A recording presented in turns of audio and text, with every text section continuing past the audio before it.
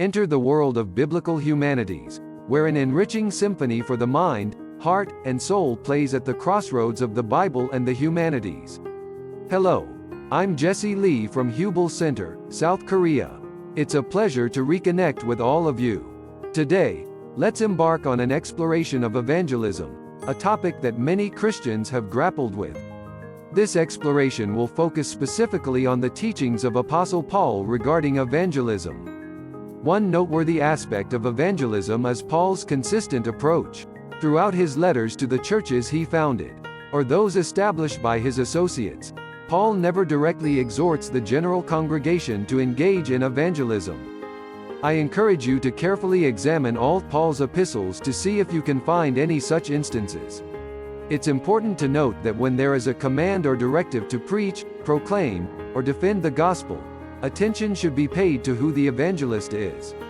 When these verbs preach, proclaim, or defend the gospel are used, they almost always have a subject such as I, referring to the Apostle Paul, or we, indicating his missionary team.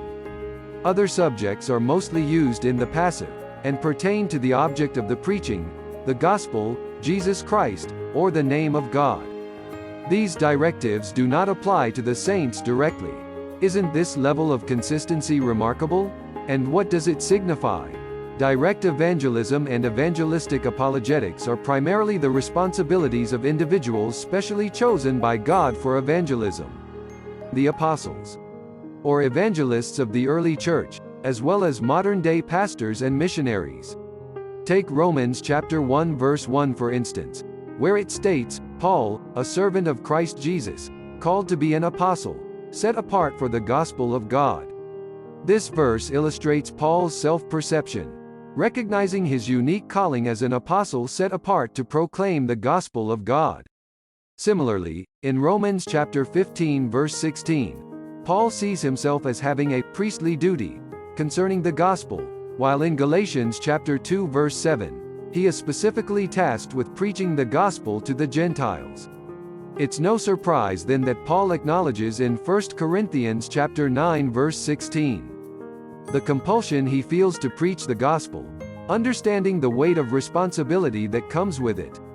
Now, let's shift our focus to the role of ordinary Christians in evangelism. Instead of emphasizing direct evangelism, Paul consistently instructs believers to live lives that honor the gospel, illuminating its truth through their actions.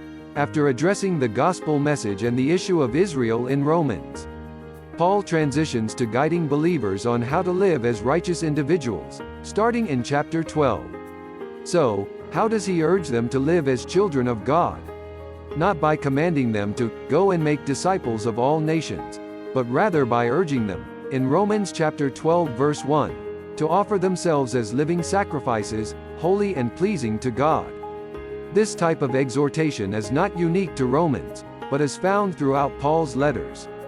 He consistently calls believers to walk worthy of their calling, conduct themselves in a manner befitting the gospel, or God, and seek heavenly things above earthly ones. Paul's letters underscore the importance of total devotion to God as the primary principle of life for believers. Prioritizing his kingdom and living in accordance with his gospel.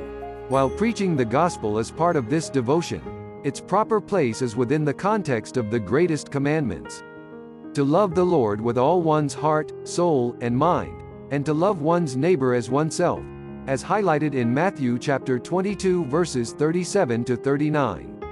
Only two passages stand out where the role of evangelism is suggested for ordinary believers. The first is Colossians chapter 4 verses 5 to 6. Conduct yourselves with wisdom toward outsiders, making the most of the opportunity. Let your speech always be with grace, as though seasoned with salt, so that you will know how you should respond to each person. The use of should in this context is significant.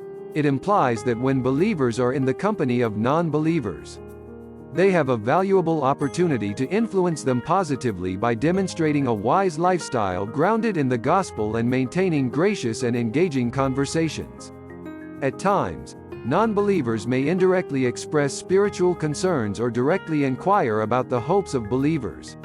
It is during such moments that believers are encouraged to introduce and share the message of Christ in a way that addresses their concerns and inquiries.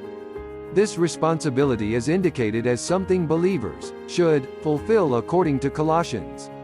Moving on, let's examine Ephesians chapter 6 verse 15, and having shod your feet with the preparation of the gospel of peace.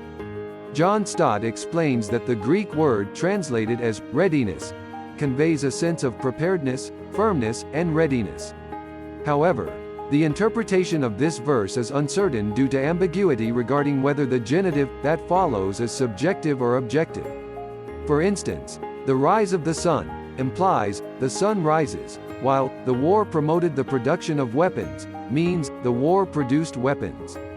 If it is subjective, it would refer to a certain steadfastness or firmness that the gospel instills in believers. If it is objective, the shoes of the Christian soldier represent the readiness to proclaim the good news of peace.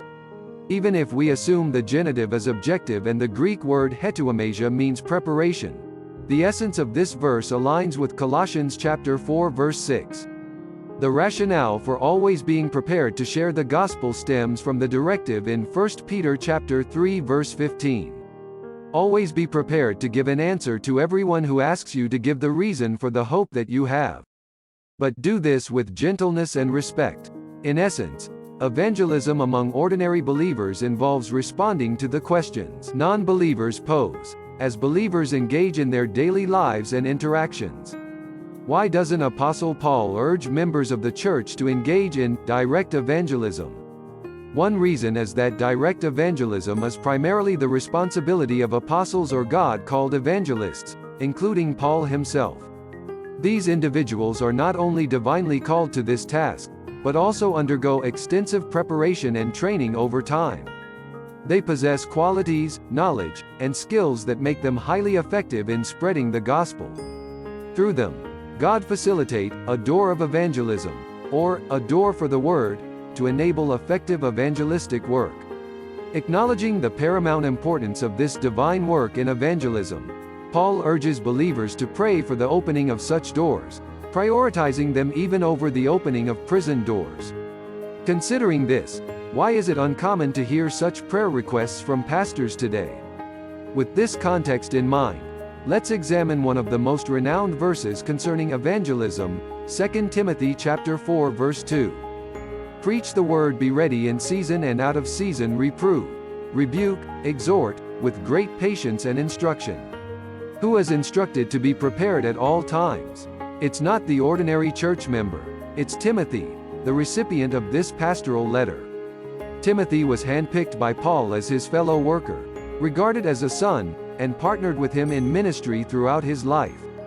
At the time of this letter, Timothy was serving as an evangelist and church leader wherever Paul had entrusted his ministry.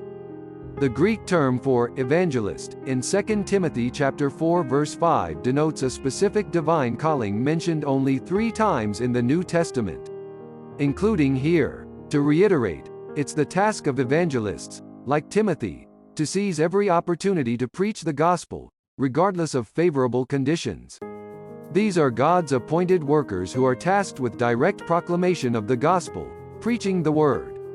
Colossians emphasizes that this is what they ought to do, praying at the same time for us as well, that God will open up to us a door for the word, so that we may speak forth the mystery of Christ, for which I have also been imprisoned, that I may make it clear in the way I ought to speak.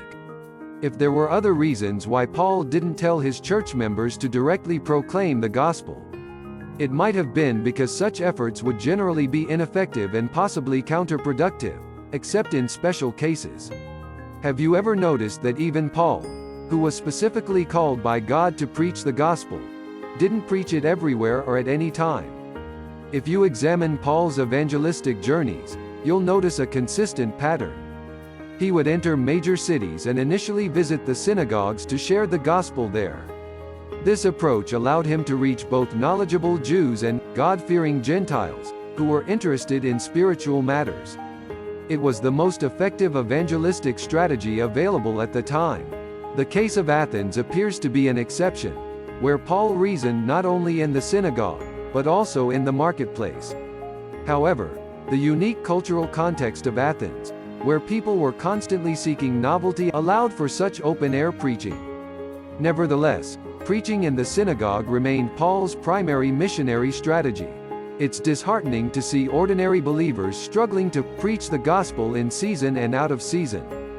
A task even Paul did not undertake in such a broad sense. These believers are often victims of pastors and missionaries who haven't properly taught them about evangelism's role in the Christian life or how to do it effectively. Let me clarify further. Preaching the gospel without ceasing is different from what Paul instructed Timothy to do. Preach the word, be ready in season and out of season. Even if this directive applies indirectly to ordinary believers, its meaning needs careful consideration. In season and out of season doesn't mean without ceasing, but rather when the time is convenient and when the time is inconvenient.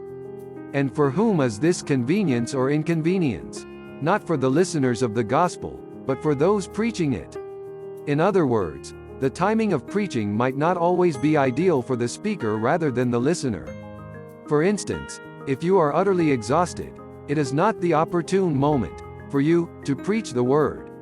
However, if someone is eager to hear it, you should fulfill the task, even if it means pushing through exhaustion. What if the opportunity doesn't arise for the listener? In that case, you refrain from sharing it until the door for the gospel, or the door for the word opens. You continue to pray for them, serve them, and live a life that radiates the gospel before them. These are the rigorous principles of evangelism that God has outlined. I sincerely hope that pastors, missionaries, and leaders of mission organizations, who have promoted direct evangelism by repeatedly citing 2 Timothy chapter 4 verse 2, as if it were the ultimate rule of evangelism, will recognize and correct their missteps.